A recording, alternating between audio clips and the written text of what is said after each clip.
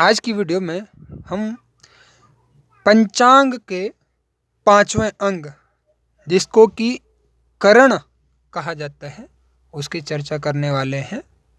इससे पूर्व हम पंचांग के 4 अंगों की चर्चा कर चुके हैं, जिसमें कि वार, तिथि, नक्षत्र और योग की हम चर्चा कर चुके हैं। हमने जो है नैसर्गिक योग का अध्ययन किया है और तात्कालिक योग का हम आगे अध्ययन करेंगे, क्योंकि तात्कालिक योग जो है विशेष नक्षत्र, तिथि और वार में आते हैं, तो उनका हम अध्ययन आगे करेंगे। और जो नैसर्गिक योग होते हैं वो स्थिर होते हैं, तो इसलिए हमने उनका अध्ययन किया है। और आज हम यहाँ पे करण का अध्ययन करने वाले हैं। करण क्या होता है और कैसे इसका निर्माण होता है। तो करण जो है मूल रूप से तिथि के आधे भाग को करण कहा जाता है। जब चंद्रमा जो है 6 अंश पूर्ण कर लेता है तो एक करण पूर्ण होता है। तो एक तिथि में 2 करण पूर्ण होते हैं, जिसको कि कहा जाता है पूर्वार्ध और उत्तरार्ध। उत्तरार्ध तो 6 अंश में पूर्वार्ध में और 6 अंश में उत्तरार्ध में जो है करण बनेंगे। मतलब चंद्रमा जब 6 अंश पूर्ण करेगा तो एक करण पूर्ण होगा, और उसके बाद जो 6 अंश होंगे अगले, तो वो जो है दूसरा करण वहाँ पे पूर्ण होगा।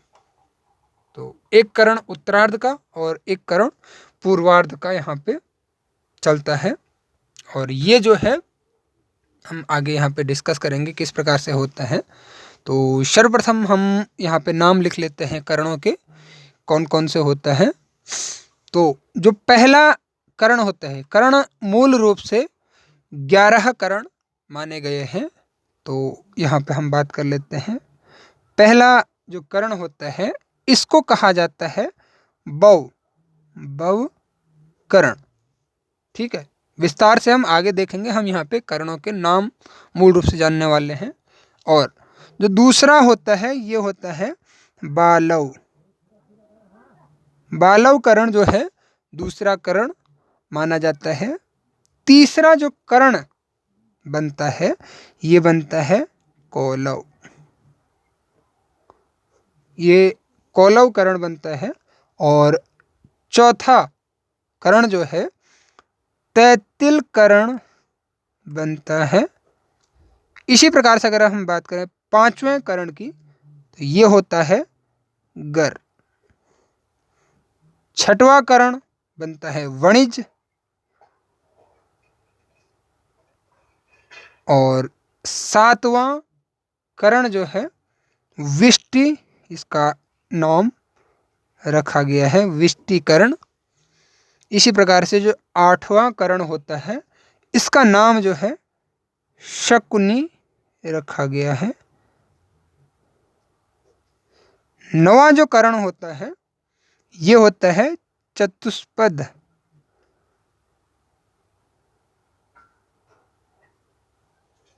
10वां जो करण होता है ये होता है नाग करण।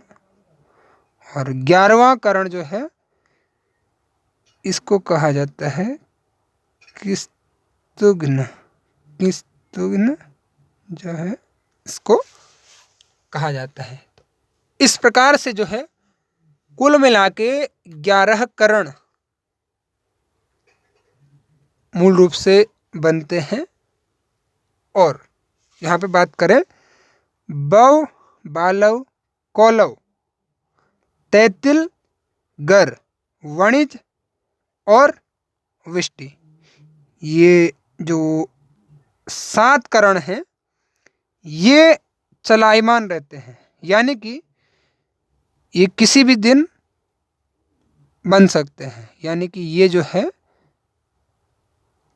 चर करण होते हैं। इनकी जो संज्ञा होती है ये होती है चर, मतलब ये तिथि में एक स्थिर नहीं रहते हैं, किसी तिथि में स्थिर नहीं रहते हैं। इनकी जो है चर संज्ञा होती है। संज्ञा हमने यहाँ पे एक प्रकार से, जैसे किसी तिथि के दिन, इसमें आवश्यक नहीं कि किसी तिथि के दिन, विशेष तिथि के दिन ही जो है बहुकरण होगा या बालवकरण होगा या तैतिल होगा या गर होगा, वणिज या विष्टि। लेकिन यहाँ पे जो शकुनी, चतुष्पद, नाग और किस्तुघ्न जो ये करण होते हैं, ये जो है स्थिर होते हैं। इनकी जो संज्ञा होती है स्थिर संज्ञा होती है, यानी कि ये जो है अधिकतर किसी विशेष तिथि में आते हैं। जैसे हम यहाँ पे देखते हैं कि चतुष्पद हो गया या नाग हो गया, तो ये दोनों जो है अमावस्या के दिन बनते हैं। ये दोनों करण, नाग और चतुष्पद करण, अधिकतर जो है अमावस्या के दिन बनते हैं। और बाकी जो करण बनते हैं, तो ये जो है इनका जो है विशेष ऐसा नहीं है कि ये किसी विशेष दिन ही बनेंगे, या फिर मतलब इनका यह है कि किसी भी दिन इनका निर्माण हो सकता है। और एक तिथि में जो है दो करण बनते हैं, एक होता है पूर्वार्ध में और एक होता है उत्तरार्ध में। ठीक है, उत्तरार्ध में एक करण होता है। तो इस प्रकार से पंचांग के जो 5 अंग है उनका हमने अध्ययन किया।